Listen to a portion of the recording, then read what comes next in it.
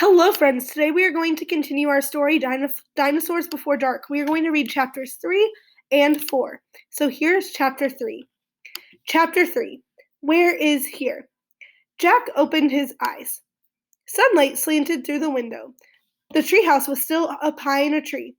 But it wasn't the same tree. Where are we? Said Annie. She and Jack looked out the window. The pteranodon was soaring through the sky. The ground was covered with ferns and tall grass. There was a winding stream, a sloping hill, and volcanoes in the distance. I don't know where we are, said Jack. The pteranodon glided down to the base of the tree and landed on the ground and stood very still. So what just happened to us? Said Annie. Well, said Jack, I was looking at the picture in the book.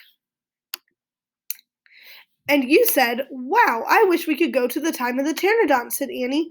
Yeah, and then we saw a pteranodon in the Frog Creek woods, said Jack. Yeah, and then the wind got loud and the treehouse started spinning, said Annie. And we landed here, said Jack. And we landed here, said Annie. So that means, said Jack. So that means what? Said Annie. I don't know, said Jack. He shook his head. None of this can be real. Annie looked out the window again. But he's real, she said. He's very real. Jack looked out the window with her again. The pteranodon was standing at the base of the tree like a guard. His wings were spread out on either side of him. Hi, Annie shouted. Shh, said Jack. We're not supposed to be here. But where is here? Said Annie. I don't know, said Jack. Hi, who are you? Annie called to the pteranodon. The creature just looked up at her. Are you nuts? He can't talk, said Jack, but maybe a book can tell us. Jack looked down at the book. He read the words under the picture. This flying reptile lived in the Cretaceous period.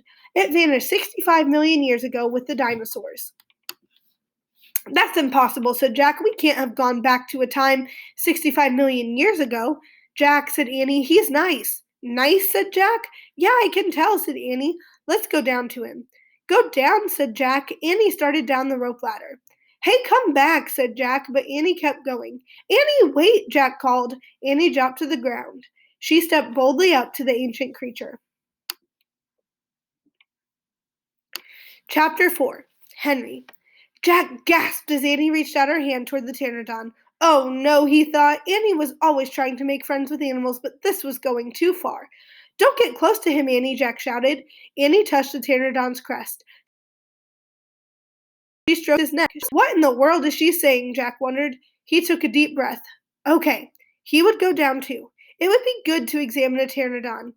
He would take notes like a scientist. Jack started down the rope ladder. When he reached the ground, he was only a few feet away from the creature. The pteranodon stared at Jack. His eyes were bright and alert. He is soft, Jack, said Annie. He feels like Henry. Jack snorted. He's no dog, Annie. Feel him, Jack, said Annie. Jack didn't move. Don't think, Jack. Just do it, Annie said. Jack stepped forward. He reached out very cautiously. He brushed his hand down the creature's neck.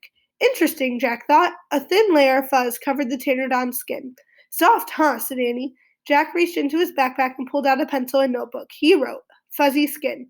What are you doing? Asked Annie. Taking notes, said Jack. We're probably the first people in the whole world to ever see a real live pteranodon.